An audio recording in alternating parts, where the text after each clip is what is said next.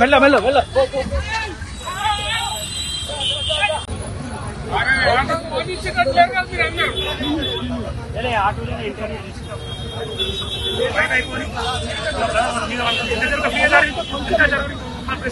Auto డ్రైవర్ల పరిస్థితి పూర్తిగా అధ్వాన్నంగా తయారైపోయింది.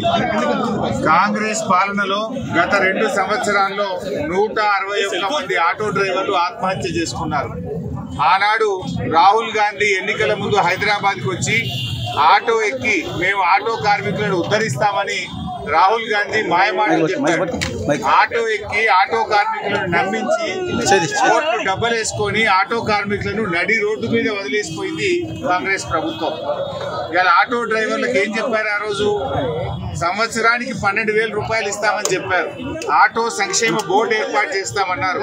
ఆటోలకు కార్పొరేషన్ ఏర్పాటు చేస్తామన్నారు. ఆటో నగదు చేస్తామని చెప్పారు. కానీ 2 ఏళ్లలో రేవంత్ రెడ్డికి ఏ ఒక్కటి కూడా చేయలేదు. పైగా ఆటో డ్రైవర్ల పరిస్థితి పూర్తిగా రోడ్డు మీద పడి ఆత్మహత్యలు చేసుకుంటా ఉన్నారు. బతుకు చాలా ఇబ్బందిగా మారిపోయింది. ఇళ్ల కిరాయిలు కట్టలేకపోతున్నారు. ఆటోల ఇన్స్టాల్మెంట్లు కట్టలేకపోతా ఉన్నారు. దానికి నిరసనగా బీఆర్ఎస్ పార్టీ తరఫున ఆటో డ్రైవర్లకు కాంగ్రెస్ పార్టీ బాకీ పడ్డ 24,000 రూపాయలు వెంటనే చెల్లించాలని డిమాండ్ చేస్తా ఉన్నాం. రాష్ట్రంలో 6 లక్షల మంది ఆటో డ్రైవర్లు ఉన్నారు. 6 లక్షల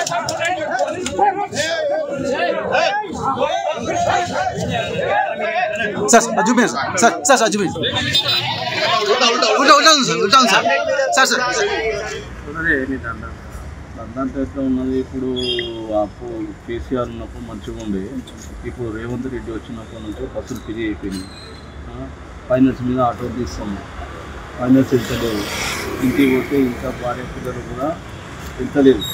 ఈ రోజు ఇంత చూస్తే తగ్గిపోయింది. ఇంత భార్య పిల్లలు రోజు కొట్లాట. నెల రాగానే ఫైనాన్స్ వాళ్ళతో ఇబ్బంది. అప్పుడు కేసీఆర్ ఉన్నప్పుడు ఎంతో మంచిగా ఉండే. ఇప్పుడు లేదు.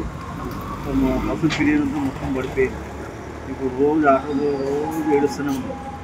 కేసీఆర్కు రేవంత్ రెడ్డికి దీనికి మీ ఆటోకు ఏం సంబంధం అంటే అప్పుడు అంటే బస్సులు ఫ్రీ లేకుండే కొద్దిగా.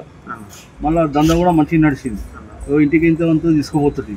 అమ్మనైనా కూడా ఏంటంటే వాళ్ళకు కూడా సంతోషం ఉండే, మాకు కూడా సంతోషం ఉండే. ఇప్పుడు మా సంతోషం లేదు. మళ్ళీ అందుకే ఇప్పుడు మళ్ళీ కేసీఆర్ రావాలనుకుంటున్నాం. మీకు ఫ్రీ బస్సులతో మీకు వచ్చిన నష్టం? ఫ్రీ బస్సులు అంటే ఇప్పుడు ఎవరు ఎక్కుతలేరు.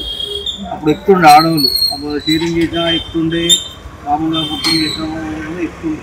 ఇప్పుడు ఎక్కుతలేరు. ఆటో మొత్తం పడిపోయింది. ఇంకో కష్టం ఏమైందంటే రియల్ ఎస్టేట్ దందా పడిపోవట్లకి వెళ్ళి పైసలు ఎవరి జోబులు ఉంటలేవు. కూడా ఆటోలు ఎక్కాలంటే పైసలు ఉన్నోడు ఎక్కాలి. అంతా ఎంత గందరగోళం అయిపోయి రేవంత్ రెడ్డి నెలకు 12,000 అని అప్పుడు కొట్లాడితే ఆటోలు అందరూ ఆత్మహత్య చేసుకుంటే 12,000 ఇస్తాను. 2 సంవత్సరాలు అవుతుంది.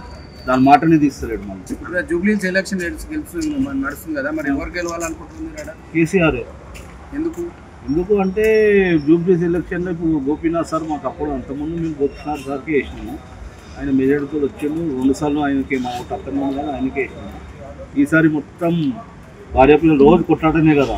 ఇప్పుడు డ్రైవర్లు కూడా అందరూ ముట్టుకుంటున్నారు. మనకి ఏం చేస్తలేడు. రేవంత్ రెడ్డి వచ్చినప్పుడు ఏం జరుగుతలేదు. మనం కేసీఆర్ ఉన్నప్పుడు మాకు 5 లక్షల బీమా కూడా వచ్చింది.